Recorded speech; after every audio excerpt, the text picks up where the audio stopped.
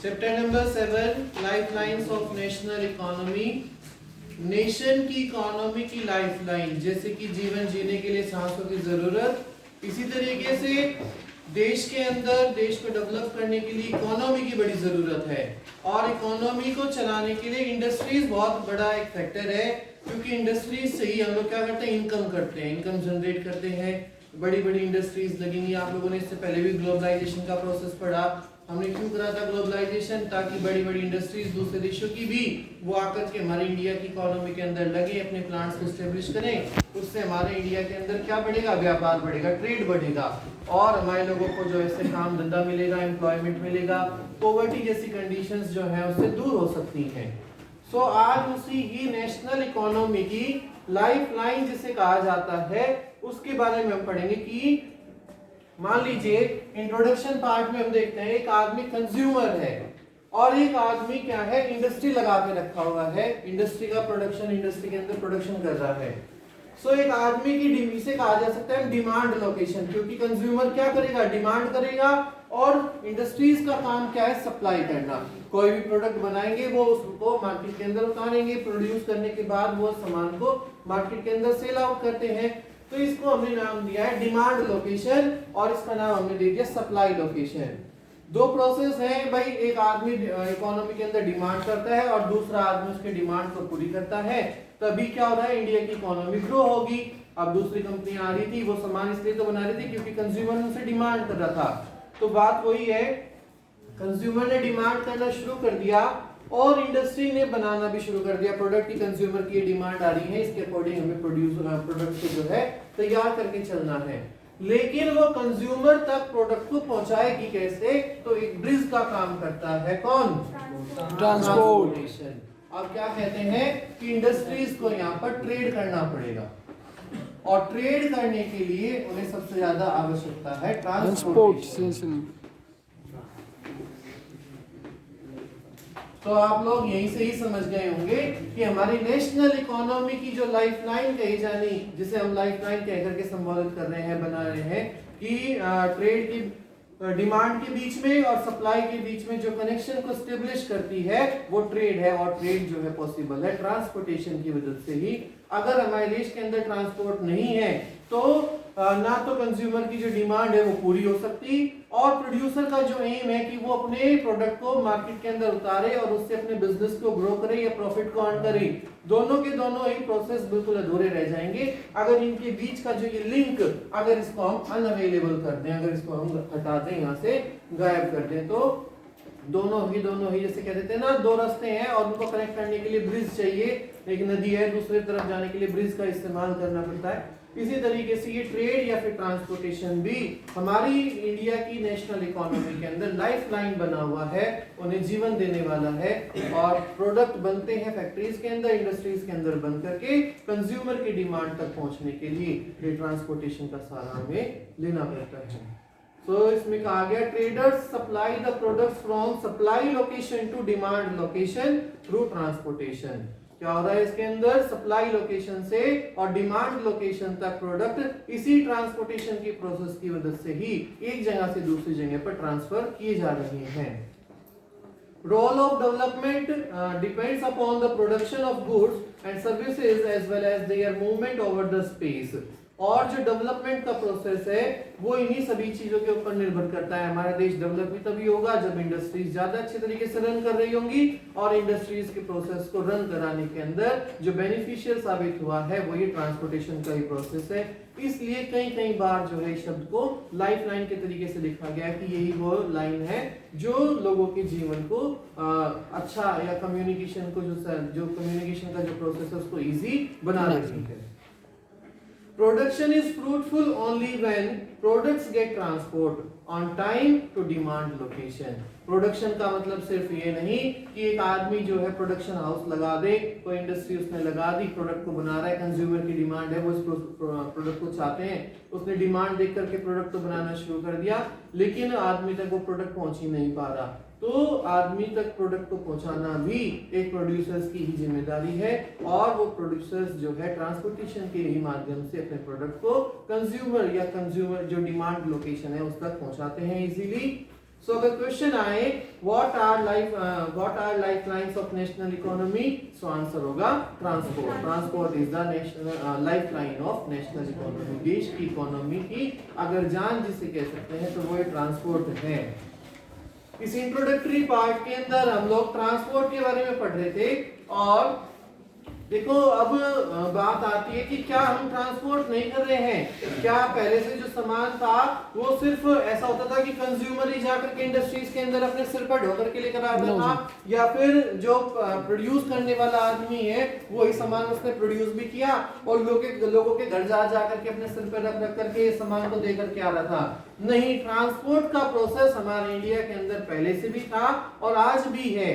बस फर्क इतना सा है कि पहले हम साइंस एंड टेक्नोलॉजी को हम उसमें इंक्लूड नहीं करते थे, यूज नहीं करते थे, क्योंकि हमारे देश के अंदर उन दिनों साइंस और टेक्नोलॉजी का जन्म नहीं हुआ था।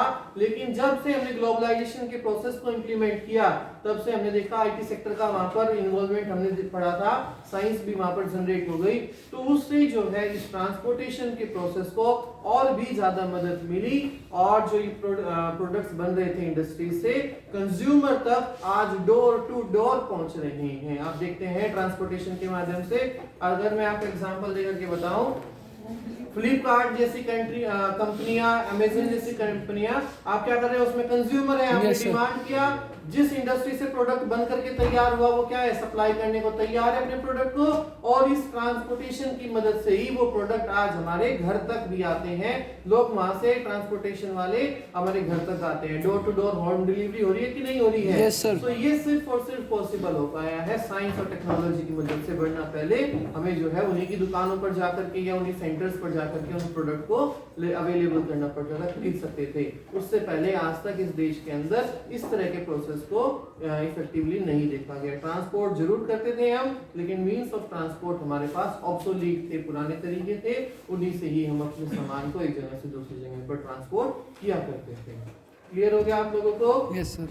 इसके बाद इसके अंदर हेडिंग आती है, सो वो कौन कौन से ऐसे प्रोसेस हैं या ट्रांसपोर्टेशन के वो साधन थे जिससे हम अपने प्रोडक्ट को जो है ट्रांसपोर्ट करते थे। मींस ऑफ ट्रांसपोर्टेशन, कि जो ट्रांसपोर्टेशन के साधन थे वो पहले से भी हमारे भारत के अंदर अवेलेबल थे, लेकिन आज ऐसा क्या हुआ कि ट्रांसपोर्टेशन के प्रोसेस को लाइफलाइन ही हम लोगों ने कहना शुरू कर दिया।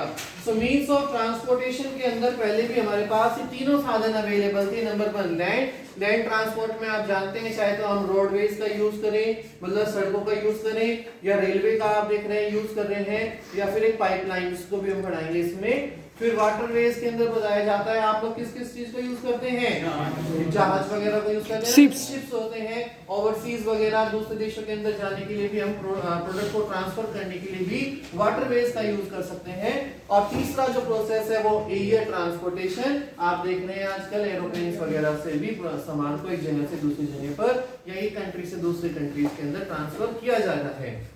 अब इतने सारे प्रोसेस हमारे पास ट्रांसपोर्टेशन के आगे या मींस ऑफ ट्रांसपोर्ट आगे, तो क्यों आए? देखो लैंड का जो प्रोसेस है वो थोड़ा सा कम स्पीडी है, स्लो कहा जा सकता है इसे। वाटर ट्रांसपोर्ट दूसरे देश के अंदर चीपली अवेलेबल होने के लिए इसको यूज किया जाता है, और एयर ट्रांसपोर्टेशन कॉस्टली है लेकिन ये स्पीडी है। Yes sir. तीनों के अंदर अपनी अपनी क्वालिटीज हैं, ये स्लो है तो ये स्पीडी है, और ये चीप है, ये सस्ता है। इस वजह से हम इन तीनों तरह के ट्रांसपोर्टेशन सिस्टम को यूज करते हैं सप्लाई लोकेशन से डिमांड लोकेशन तक अपने प्रोडक्ट को पहुंचाने के लिए। चाहे वो डिमांड कहीं से भी आ रही हो, वहीं तक ही सप्लाई लोकेशन वाले को ट्रांसपोर्टेशन का सारा यूज करके अपने प्रोडक्ट को जो है आज ट्रांसमिट करना होता है। Yes sir. So means of transportation के अंदर जब हम लोगों ने पहला ही फीचर्स का लैंड पढ़ा है, तो लैंड के बारे में ही मैं आप लोगों को सबसे पहले इसके अंदर एक्सप्लेन करूंगा। मींस ऑफ ट्रांसपोर्ट में लैंड को पढ़ने से पहले एक चीज और इसमें इंपॉर्टेंट आई है, आपकी बुक में दिया है, ट्रेड, ट्रांसपोर्ट एंड कम्युनिकेशन। इसे एक हम ट्रायंगल के रूप में भी जान सकते हैं, जैसे कि ट्रायंगल के अंदर 3 साइड है, तीनों ही बड़ी इंपॉर्टेंट है, तभी वो ट्रायंगल बना। इसी तरीके से ही देश की नेशनल इकोनॉमी को ग्रो करने के लिए ये लाइफलाइन कही जाने वाले ट्रांसपोर्ट के प्रोसेस को ये तीनों ही चीजें कंप्लीट करती हैं, जैसे ट्रेड हुआ, ट्रांसपोर्ट हुआ या कम्युनिकेशन हुआ। कैसे कहा गया, पहले भी हम ट्रेड करते थे और पहले भी सामान ट्रांसपोर्ट होता था, लेकिन जो पहले के प्रोसेस के अंदर और आज के प्रोसेस के अंदर यही अंतर है, we were restricted to a limited space only. पहले भी हम जो ट्रेड करते थे या ट्रांसपोर्ट सामान करते थे वो सिर्फ कुछ ही एरियाज के अंदर हम ट्रेड करके रह जाया करते थे और कुछ एरियाज के अंदर हम ट्रांसपोर्ट सामान को करते थे, क्योंकि हमारे पास मीन्स ऑफ जो ट्रांसपोर्ट थे वो ऑब्सोलीट थे, पुराने थे, जैसे कि बुलक कार्ट होना या तांगा होना या फिर रिक्शा वगैरह होना, ठेली होना, इस तरह के ही कुछ आइटम्स हमारे पास मीन्स ऑफ ट्रांसपोर्ट के अंदर अवेलेबल थे। उन सभी इक्विपमेंट्स की वजह से, इन सभी सारे के सारे संसाधनों की वजह से ही हमारे पास जो एक रेस्ट्रिक्शन थी कि हम सिर्फ एक लिमिटेड स्पेस तक ही क्या कर रहे थे, ट्रांसपोर्ट कर पा रहे थे, या ट्रेड कुछ लिमिटेड लोगों के ही या कुछ रीजन के अंदर ही हम ट्रेड कर पाते थे, और उन्हीं से ही हमारे ट्रेड के लिए संबंध भी थे, इकोनॉमिक रिलेशन थे उन्हीं लोगों के साथ। लेकिन आज क्या हुआ, development of science and technology, science और टेक्नोलॉजी के इस फील्ड के अंदर आ जाने से क्या हुआ, एक्सपेंडेड ट्रेड एंड ट्रांसपोर्ट। आज हम लोगों ने अपने ट्रेड को जो है एक्सपेंड करना शुरू कर दिया है, दूसरे लोगों के साथ भी करना शुरू कर दिया है। एमएनसीज आप लोग जानते हैं, कॉर्पोरेशंस, वो क्या कर रही है, एक्सपेंड ही तो कर रही है अपने ट्रेड के प्रोसेस को। और वो प्रोसेस जो है आज क्यों पॉसिबल हो रहा है, क्योंकि साइंस और टेक्नोलॉजी आज हमारे पास इतनी बेटरली अवेलेबल है कि वो बहुत अच्छे से एक नेटवर्क उन्होंने क्रिएट कर दिया, जिससे हम एक जगह पर बैठे बैठे भी दूसरे एरिया के अंदर इजीली ट्रांसफर कर सकते हैं। तो development of science and technology, expanded trade and transport, science और टेक्नोलॉजी के डेवलप होने से ही इस प्रोसेस को हम ओवरकम कर पाए, वरना पहले भी हम ट्रेड और ट्रांसपोर्ट करते थे बट वो लिमिटेड स्पेस में था। आज हम नेशनली कह सकते हैं या इंटरनेशनली भी अपने ट्रेड को और ट्रांसपोर्ट भी हम सामान को कर सकते हैं कि नहीं कर सकते। इंटरनेशनली ट्रांसपोर्ट करने की अगर जब बात आती है तो हम कुछ जगह पर तो रोडवेज का भी यूज करते हैं, जो कंट्रीज हमारे से लैंडलॉक्ड है, मतलब जुड़ी हुई हैं जमीन के माध्यम से भी, और कुछ कंट्रीज हमारे से समुद्र के माध्यम से जुड़ी हुई हैं, सीज के थ्रू जुड़ी हुई हैं, तो उसमें हम शिप्स वगैरह का भी यूज करके अपने सामान को एक कंट्री से दूसरी जगह पर ट्रांसपोर्ट कर सकते हैं। और अगर इन सब से ना करें तो एयरवेज का भी साधन हमारे पास है अपने सामान को यहाँ से दूसरी कंट्रीज के साथ लिंक करने के लिए या फिर ट्रांसपोर्ट करने के लिए। तो इसमें क्या हुआ कि किस चीज का इंपॉर्टेंस रोल हुआ, ट्रांसपोर्ट का और कम्युनिकेशन का। इससे हमारे कम्युनिकेशन बढ़े, इससे हमारा जो है ट्रेड का जो फील्ड था वो एक्सपेंड हुआ, हमारे नए नए जो है आदमी इकोनॉमिक रिलेशन के साथ जुड़ करके आए हैं। पहले हम सिर्फ कुछ लोगों के साथ ट्रेड करते थे, उन्हीं से ही हमारे रिश्ते थे, उनसे ही हमारे संबंध थे, लेकिन साइंस और टेक्नोलॉजी के आ जाने से आज हम ग्लोबली भी वर्ल्ड के अंदर लोगों से जुड़ पा रहे हैं, उनके बातों को जान पा रहे हैं। So transport plus communication, both factors have resulted in the increment of, किसका इंक्रीमेंट, कनेक्टिविटी विल इंक्रीज। हमारे देश की कनेक्टिविटी उन सभी देशों के साथ आज जुड़ती जा रही है, वरना पहले सिर्फ हम एक एरिया के अंदर पर्टिकुलर रीजन के अंदर ही ट्रेड को करके और सीमित रह जाते थे। लेकिन ट्रांसपोर्ट और कम्युनिकेशन के इन साधनों की वजह से ही आज हमारे अंदर इंक्रीमेंट देखा गया, किस चीज का, कनेक्टिविटी विल इंक्रीज, हमारे देश की कनेक्टिविटी दूसरे देशों के साथ बढ़ती जा रही है। Huge trade will be done, और हम ट्रेड जो है आज बल्क क्वांटिटी के अंदर भी दूसरे देशों के साथ कर सकते हैं कि नहीं कर सकते हैं। Yes sir. ट्रांसपोर्ट कम्युनिकेशन में भी एक एग्जांपल मैं आपको बता देता हूं, जैसे आज हम रेलवेज का यूज कर रहे हैं या वाटरवेज का यूज कर रहे हैं। सो साइंस ने क्या बेनिफिट किया, आप देखते हो आजकल, पहले क्या होता था, जैसे अगर ट्रेन का इंट्रोडक्शन ब्रिटिशर्स ने कर दिया, उस समय इतना फिर भी साइंस और टेक्नोलॉजी का जमाना नहीं था या इतने ज्यादा अच्छे कनेक्शंस नहीं थे, तो ट्रेन का इंतजार करने के लिए, मान लीजिए ट्रेन का टाइम है 9 बजे का और वो किसी तरीके से ट्रेन आपको लेनी है, तो आप जाओगे 8:30 बजे तक पहुंचोगे, टिकट वहां से लोगे खिड़की से और लेकर के क्या होगे, वेट करोगे ट्रेन का। पता चला जी वो ट्रेन तो जो है लेट हो गई, और 1 घंटा लेट हो गई, 2 घंटा लेट हो गई। तो आज आपके पास उससे भी अच्छे साधन है, साइंस ने और भी ज्यादा क्या हमारा घर पे बैठे बैठे कि हम ई टिकट्स निकाल लेते हैं। आज आप देखते हैं ना, मोबाइल से ही टिकट ट्रेन लेते हैं और उसमें भी PNR नंबर डाल करके ट्रेन का और स्टेटस वगैरह भी चेक कर लेते हैं, भैया कौन सी स्टेशन से वो चली, कितनी देर चली, और उस स्टेशन से हमारे स्टेशन के बीच का कितना डिस्टेंस है, कितनी मिनटों में वो हमारे पास आ जाएगी। तो और भी ज्यादा हमारे प्रोसेस को इजी बना दिया है इस साइंस और टेक्नोलॉजी के प्रोसेस ने।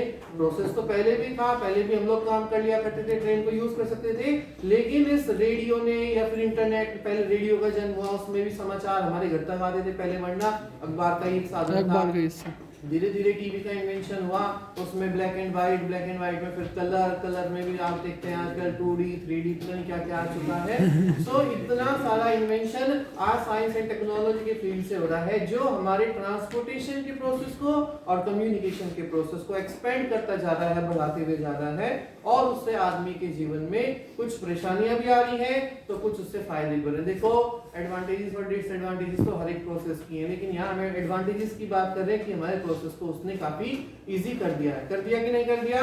रेलवेज के अंदर अगर हम साइंस का यूज कर रहे हैं तो कितना अच्छा हो गया, फायदा हो गया कि पहले लोग वहां पर, अगर जैसे सर्दी के मौसम में मान लो स्टेशन पर पड़े रहो और 1-1.5 घंटे तक इंतजार करते रहो, पता चला ट्रेन को और एक वजह से और भी ज्यादा लेट होती चली गई, कई बार वो कैंसिल ही हो जाया करती थी। Yes sir. तो आज अगर वो इस तरह का है तो कुछ भी हम इलेक्ट्रॉनिक्स के माध्यम से मोबाइल के ऊपर ही पहले क्या सूचना देख सकते हैं इंफॉर्मेशन की, भैया ट्रेन कितनी देर से लेट से चल रही है, नहीं चल रही, कहीं वो कैंसिल तो होने वाली नहीं है, या फिर टिकट पहले बुक कराने के लिए खिड़की पर ही जाना होता था, ट्रेन स्टेशन पर ही जाना होता था, आज हम लोग इलेक्ट्रॉनिक के माध्यम से ई टिकट्स भी जो है बुक कर देते हैं ना। RAC का भी पता चल जाता है कितनी रिजर्व है सीटें, कितनी बुक हो चुकी है, कितनी वेटिंग में है, सारी की सारी इंफॉर्मेशन आज हमें घर बैठे हुए मिल रही है।